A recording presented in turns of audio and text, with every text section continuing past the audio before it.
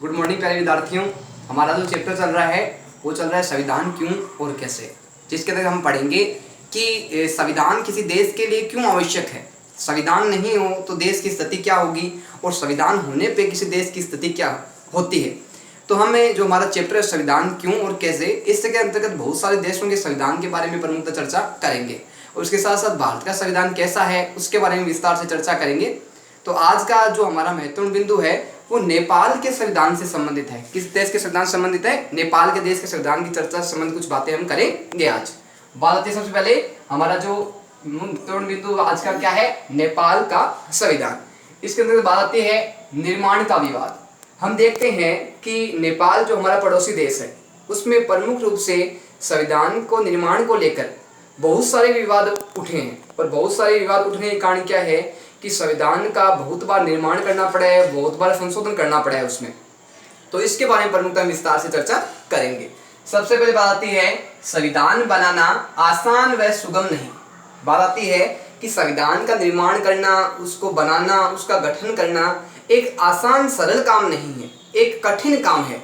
क्योंकि एक देश में सिर्फ एक ही धर्म या जाति के लोग नहीं होते, विभिन्न धर्म, विभिन्न जाति, विभिन्न वर्ग, विभिन्न वर्ण के लोग होते हैं। तो इन सभी के विचारधाराओं को ध्यान में रखते हुए संविधान बनाना होता है। तो संविधान क्या है, न तो सरल है और न सुगम कार्य है, बहुत ही कठिन कार्य है संविधान का निर्माण करना।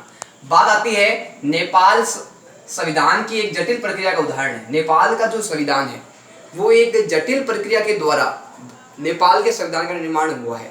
क्योंकि हमने बात की कि लोगों की जो विचारधाराएं हैं, जो मत है, जो सोच है वो एक जैसी नहीं होती। इस कारण क्या है कि संविधान के गठन करने में, निर्माण करने में बहुत सारी कठिनाइयों का सामना करना पड़ता है और बाद में लोग उनके बारे में सहमत होते हैं, समर्थन मिलता है, तब जाके संविधान का निर्माण होता है। बात आती है नेपाल में संविधान बनाए जा चुके हैं। अब बात आती है सबसे पहले कि नेपाल में अब तक कितने संविधान बनाए जा चुके हैं और इसके साथ साथ संविधान जो बने हैं वो कब कब बनाए गए हैं, ये एक महत्वपूर्ण विषय रहता है। तो अगर किसी देश में बार बार संविधान बनाए जा रहे हैं इसका मतलब है कि वहाँ का जो संविधान निर्माण किया गया है वो एक तो सही व्यक्तियों के द्वारा नहीं किया गया, दूसरी बात है उस देश की जनता उस संविधान से संतुष्ट नहीं है और असंतुष्ट होने के कारण उस देश के संविधान निर्माण बार बार हो रहा है। तो बात आती है कि नेपाल का जो संविधान है वो अब तक कितने बार संविधान निर्माण किया जा चुका है।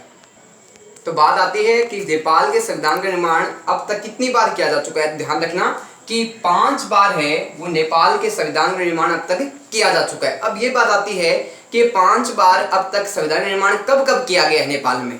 तो ये ध्यान रखना कि 1948, 1951, 1959, 1962, 1990 इस प्रकार 5 बार है वो अब तक नेपाल के संविधान निर्माण किया जा चुका है। ये नेपाल का निर्माण बार बार संविधान निर्माण करने का प्रमुख कारण क्या है, वहाँ की जनता का संतुष्ट नहीं होना, वहाँ के जो शासन करता है उसके द्वारा उचित शासन नहीं करना और बार बार क्या है कि तानाशाह है या मान लो जनता की भलाई से संबंधित कानून का निर्माण नहीं करना। इस कारण क्या संविधान निर्माण बार बार वहाँ करना पड़ा है। बात आती है सभी संविधानों का निर्माण है नेपाल नरेश द्वारा। अब बात आती है कि ये जो सभी अभी तक 5 संविधानों का निर्माण किया गया है नेपाल में, उन संविधानों का निर्माण किसके द्वारा किया गया है। तो ध्यान रखना नेपाल का जो नरेश है, नरेश का मतलब होता है राजा, उसके द्वारा क्या है कि ये संविधानों का निर्माण नेपाल में प्रमुखतः किया गया है। बात आती है 1990 में संविधान द्वारा बहुदलीय लोकतंत्र की शुरुआत। अब 1990 के संविधान में जो बहुदलीय लोकतंत्र की शुरुआत की गई, बहु लोकतंत्र का मतलब है विभिन्न विचारधाराओं को समान रूप से महत्व देना और सभी लोगों को समान समझते हुए किसी के भी साथ किसी प्रकार का भी भेदभाव नहीं करना, सबको समान समझना और समान समझते हुए सबके समान अधिकारों की रक्षा करना। इसलिए क्या है कि बहुदलीय लोकतंत्र की यानी विभिन्न वर्ग, विभिन्न धर्म, विभिन्न जातियों सबको समान एक प्रकार से सम्मिलित करना, सबको समान महत्व देना।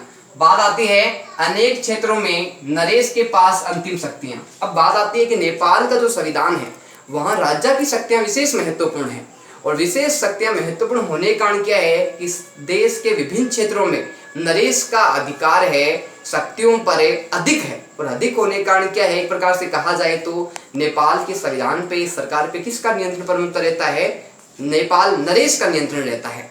बात आती है संविधान में राजा की भूमिका क्या होनी चाहिए। अब बात ये आती है कि संविधान का निर्माण हो गया, लेकिन संविधान में राजा से संबंधित क्या भूमिका होनी चाहिए, राजा की क्या दायित्व होना चाहिए, क्या राजा चाहे वैसा होना चाहिए या संविधान में जो व्यवस्थाएं दी गई है उसके अनुसार नियम कानून सिद्धांतों को लागू किया जाना चाहिए। तो राजा की भूमिका को किस प्रकार निश्चित किया जाए, किस प्रकार तय किया जाए, ये भी एक महत्वपूर्ण बातचीत का विषय रहता है। बात आती है कुछ समूह द्वारा राजतंत्र को समाप्त करने का प्रयास। हम देखते हैं कि नेपाल के संविधान में कुछ वर्ग है, कुछ धर्म है, कुछ समूह है ऐसे हैं जो चाहते हैं कि राजतंत्र समाप्त हो। अब सबसे बड़ी बात है राजतंत्र कहते किसे हैं।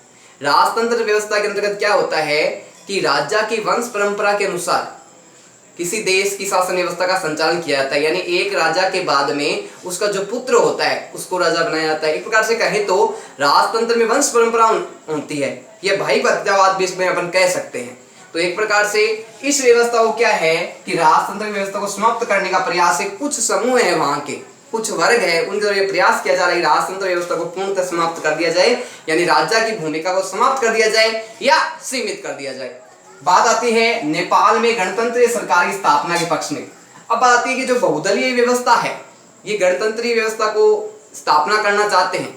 इसका प्रमुख उद्देश्य क्या है कि गणतंत्रीय सरकार की स्थापना के पक्ष में, यानी राजा की जो व्यवस्था है, राजा के जो कर्तव्य है, राजा जो पूर्ण रूप से शक्तियों को नियंत्रित कर रहा है, उस व्यवस्था को समाप्त करना है। और उस व्यवस्था को समाप्त करने किस व्यवस्था की स्थापना करना है? गणतंत्रीय सरकार की, यानी एक प्रकार से ऐसी सरकार की स्थापना की जाए जो पूर्ण रूप से स्वतंत्र हो और सभी कार्य उचित तरीके से, उचित दायित्व के साथ, उचित कर्तव्य के साथ किए जाए।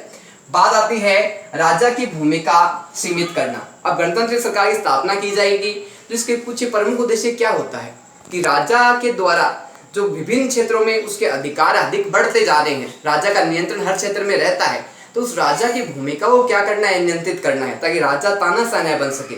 उसकी इच्छा के अनुसार कार्य तो हो, लेकिन जो कार्य उचित हो रहे हैं वो हो, अनुचित कार्यों को सीमित या नियंत्रित किया जा सके। इसलिए राजा की भूमिका को क्या है? सीमित करने का प्रयास इसके द्वारा किया जा रहा है। बात आती है राजा स्वयं शक्तियां छोड़ने के लिए तैयार नहीं। अब सबसे बड़ी समस्या यहाँ ये है नेपाल में कि जो राजा स्वयं है वो ये नहीं चाहता कि मैं अपनी शक्तियां छोड़ दूं, अपनी शक्तियों को त्याग कर दूं। राजा चाहता है कि मेरी शक्तियों में समय के साथ साथ क्या बढ़ोतरी हो और मैं अधिक से अधिक, मेरे पास से जो क्षेत्र है, जो संविधान है, सरकार मेरे नियंत्रण में रहे।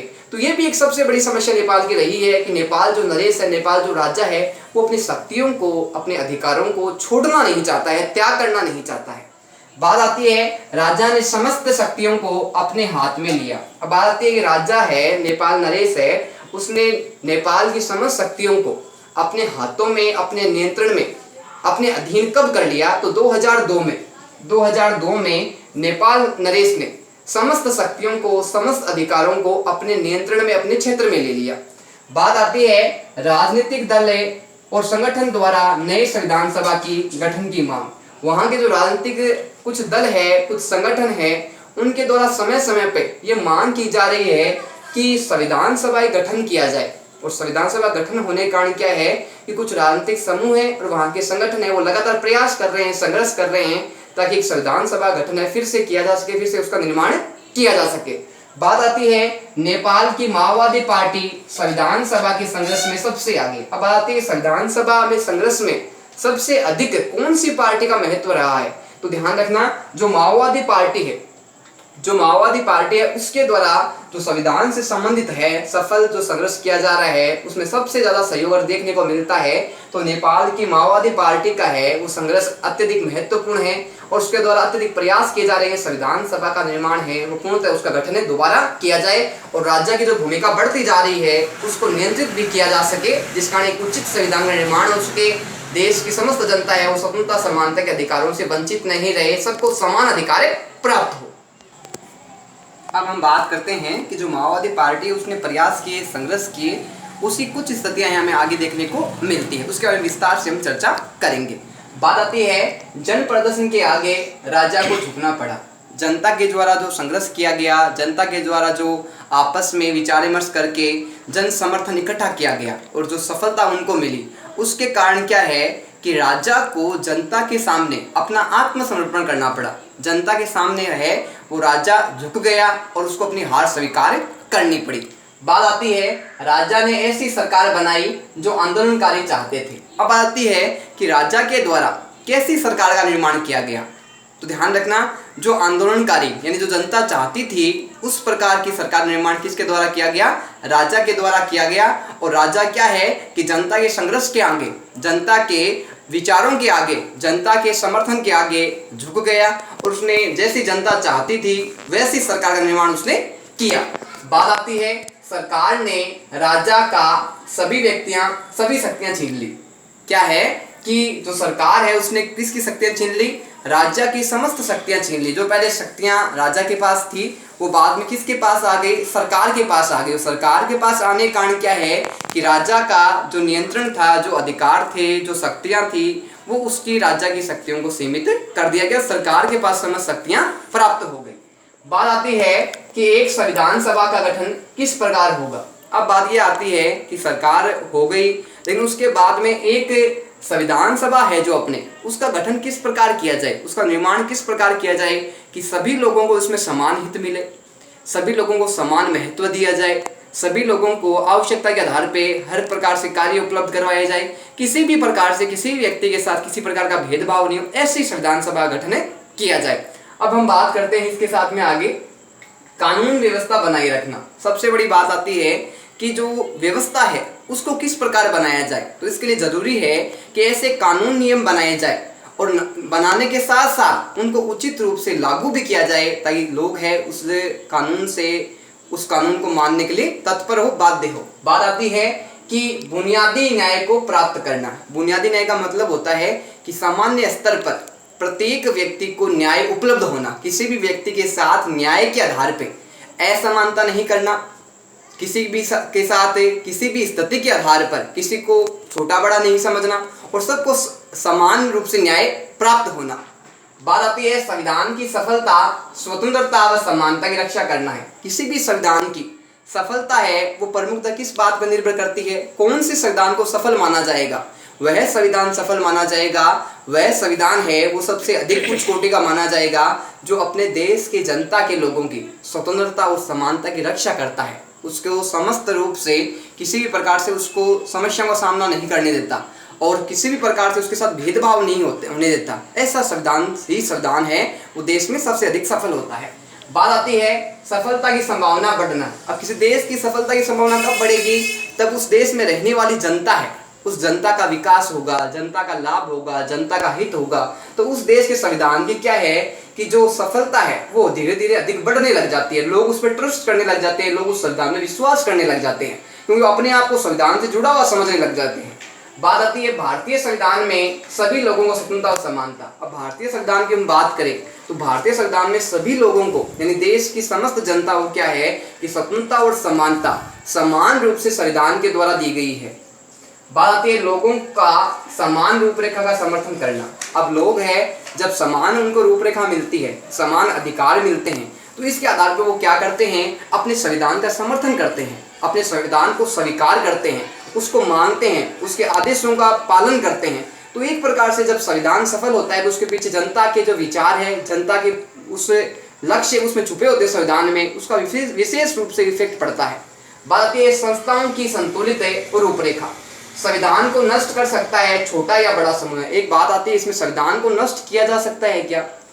तो ध्यान रखना, एक छोटा सा समूह है वो भी संविधान को नष्ट कर सकता है, एक छोटा सा वर्ग है वो भी संविधान को नष्ट कर सकता है अगर उसके पास ही समस्त शक्तियां हो तो।